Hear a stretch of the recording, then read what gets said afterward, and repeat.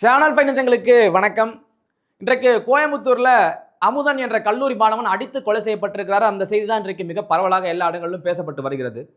அந்த செய்தியின் உண்மை தன்மை என்ன சொல்றாங்க அப்படின்னா, ஒரு பக்கம் கல்லூரி நிர்வாகம் ஒரு போல சொல்லுகிறது, இன்னொரு பக்கம் அந்த மாணவனின் பெற்றோர் ஒரு மாதிரியாக சொல்றாங்க.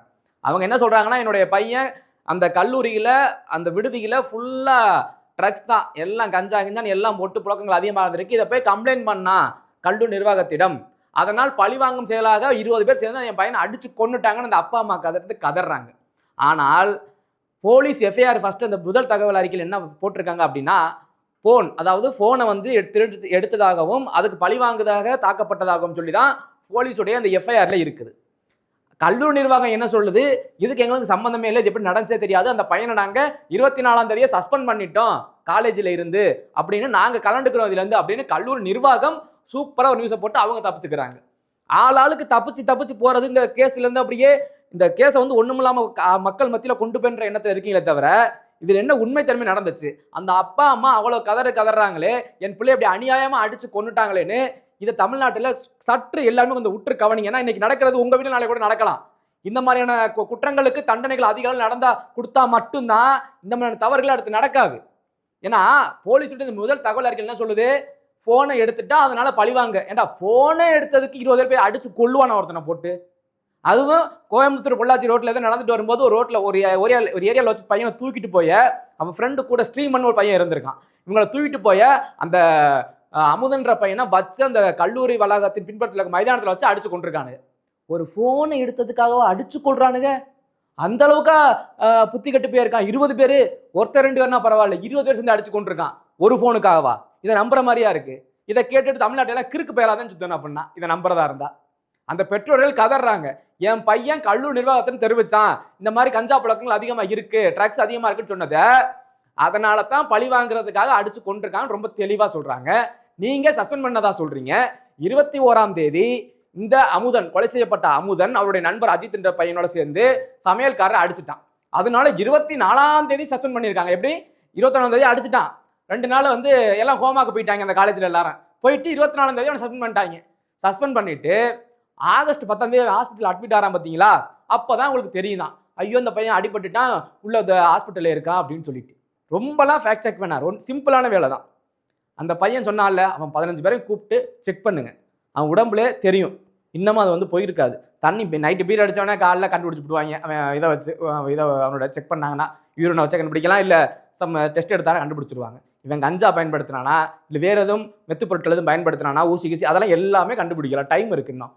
அதை கண்டுபிடிச்சிங்கனாலே இங்க ரிசல்ட் கிடைச்சிடும். ஆனா அப்படி செஞ்சால் அந்த கல்லூரிக்கு மிகப்பெரிய கெட்ட பேர் வரும்னு சொல்லிட்டு அவங்க அந்த சைட்லேருந்து முடிஞ்ச வரைக்கும் புஷ் பண்ணுவாங்க, எவ்வளவு புஷ் பண்ணுவாங்க. இதை சரியாக கையாள வேண்டியது புதிதாக வந்திருக்கக்கூடிய தமிழக அரசு தான். இத்தனை நாளைக்கு நம்ம குறை சொல்லிட்டே இருந்தா புதிய ஆட்சி வந்திருக்கு, புதிய ஆட்சி, காட்சி புதுசா மாறும்னு பார்த்தா அதே காட்சிகள் தான் வருது. இந்த காட்சிகளுக்கு ஒரு தடையை போட்டு ஜோசப் விஜய் அவர்கள் தலைமையிலான இந்த தமிழக அரசு நடவடிக்கை எடுக்குமா, கல்லூரி மாணவர்களின் பாதுகாப்புக்கு ஒரு உத்தரவாதம் கிடைக்குமா அப்படின்றத அடுத்தடுத்து பார்க்கணும். குறிப்பாக இந்த வழக்குல அந்த பையன் ஸ்ரீமன் ஒரு பையன் இருக்கா பாருங்க, கூட போனா பாருங்க, அமுதன் கூட போன அந்த ஸ்ரீமன்ற பையனுக்கு என்ன பாதுகாப்பு இப்போது வரை காவல்துறை கொடுத்திருக்கேன்னா, அந்த 20 பேர்னால அந்த பையனுக்கு ஆபத்து கூட ஏற்படலாம். ஏன்னா அவன் தான் முக்கிய சாட்சி. அந்த பையனை தூக்கிட்டு போது இவனை கொண்டு போயிருக்காங்க. அதனால இந்த பையன் தான் முக்கியமான சாட்சி ஸ்ரீமன் அப்படின்றவன், அவனுக்கு சரியான பாதுகாப்பை காவல்துறை வழங்க வேண்டும். அதே நேரத்தில் இந்த அப்பா அம்மா சொல்லக்கூடிய கருத்துக்களையும் உள்வாங்கிக் கொள்ள வேண்டும். இதை தமிழக அரசு தானாகவே முன்வந்து இந்த வழக்கை எடுத்து அந்த பெற்றோர்களுக்கு நம்பிக்கை அளிக்கக்கூடிய வகையில் இதை செஞ்சால் மட்டும்தான் இந்த அரசின் மீது மக்களுக்கு நம்பிக்கை இருக்கும். குறிப்பாக என்னுடைய ஒரே ஒரு பதிவு, காலேஜுக்கு படிக்க போறியா இல்லை வேற எதுவும் வார்த்தைகளை போட்டலாமான்னு யோசிச்சு. என்ன படிச்சுக்கிட்டு இருக்கீங்களா, மைனர் உடனேலாம் திட்டினா கூட அதை கூட ஏன் மேலே ஏதாச்சும் வந்து தொலைங்க. காலேஜுக்கு படிக்க போனால் அந்த படிக்கிற வேலையை மட்டும் பிடுங்குங்கடா. போய் தண்ணி அடிக்கிறது, கஞ்சா அடிக்கிறது, ஊசி ஏற்றுறது, இதுக்கிட்ட உங்கள் அப்பா தாங்க கஷ்டப்பட்டு உங்களை அனுப்புகிறாங்களாங்க. இந்த பொழப்புக்கு நீ ஏன் காலேஜுக்கு படிக்க வர, அப்படியே போயிட்டு வேற எங்கேயாச்சும் நல்ல நாடகங்கள் இருக்கு, போய் ஊசி ஏற்று கஞ்சா கூடி போய் குதி மலையிலேருந்து, அது ஓம்பாடு. காலேஜ் போய் அங்கே குடிக்கிறது மட்டும் இல்லாமல் ஊசி கஞ்சா பயன்படுத்த இல்லாமல் நல்லா இருக்க பையன் அடிச்சு கொள்ற அப்படின்னா போத தலை விரிச்சு ஆடுது. எங்கே பார்த்தாலும் ஸ்கூல் படிக்கிறவன்லேருந்து ஆரம்பிச்சுட்டான். இதுக்கு தலைவாணி வைக்கிறான்றான், இப்போ குட்டி தலைவாணி அது பேர், அதை வைக்கிறான், கஞ்சா அடிக்கிறான். கஞ்சாவை எப்படி கஞ்சாவெல்லாம் பார்த்துருப்போமா, ஏதோ செடி மாதிரி இருக்கு, சுருட்டி வச்சு அடிப்பாங்கன்றாங்க. அதிலே பல படங்கள்ல தான் பார்க்க முடியுது நம்ம.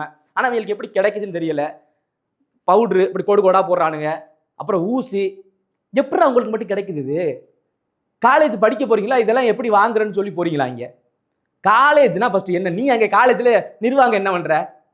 பணம் கட்டலனா மட்டும்தான் உன்னோட மொத்த வீரத்தையும் காட்டுற. மத்த இதுக்கெல்லாம் என்ன வீரம் காட்டின?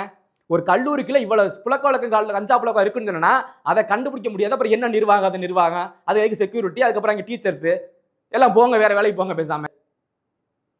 இவன் புல்லா காலேஜுக்கு வர வர எவனும் படிக்க போகல, பல பேர் குடிய கெடுக்க போறாங்க.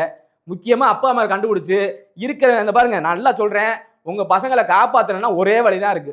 காலேஜ் போறவன் எல்லாம் லீவுக்கு வருவான் பாரு, அப்பப்ப அவனை அப்படியே தூக்கிட்டு போய் டெஸ்ட் எடுங்க.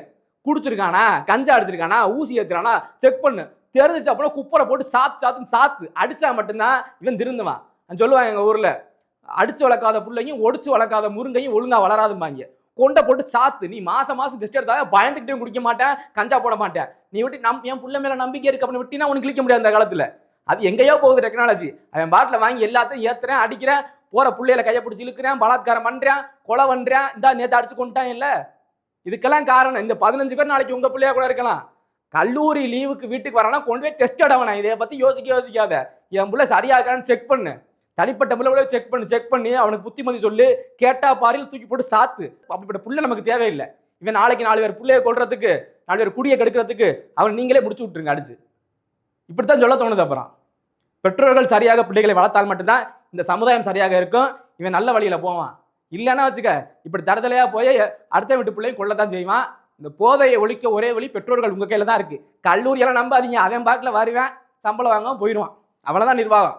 அவ்வளவுதான் அவன் விட்டு பிள்ளை படிக்கிறது. உங்க பிள்ளைகளை நீங்க தான் பார்க்கணும். நம்ம பிள்ளைகளை நம்ம தான் பார்க்கணும். அதுக்கு ஒரே வழி, லீவுக்கு வர்றானா அவனை செக் பண்ணு, அவன் ஆக்டிவிட்டிஸை வாட்ச் பண்ணு.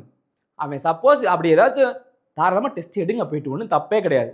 அப்பப்போ டெஸ்ட் எடுத்து பார்த்தீங்கன்னா தெரிஞ்சு போயிடும். டாக்டரே சொல்லிடுவாங்க, உன் பையன் தண்ணி அடிக்கிறாயா, கஞ்சா அடிக்கிறாயா, வீக்காக இருக்கு நுரையீரல்லாம், லிவர் கிழிஞ்சு போச்சு அப்படின்னு அவன் சொல்லிடுவான். அப்புறம் பிள்ளையை காப்பாற்றுறதும் காப்பாற்றாம தரத்துல விடுறது உங்க கையில் இருக்கு. அதுக்கு ஒரே வழி, நீங்க இதை கையில் எடுத்தால் மட்டும்தான், பெற்றோர் நினைத்தால் மட்டும்தான் இந்த போதையை ஒழிக்க முடியும். பல பெண் பிள்ளைகளின் வாழ்க்கையும் எடுக்க முடியும். இந்த மாதிரி நல்ல பசங்க வாழ்க்கையும் எடுக்க முடியும். உங்க கையில தான் இருக்கு. எடுத்தா எடுங்க, எடுக்காட்டி போங்க. நன்றி.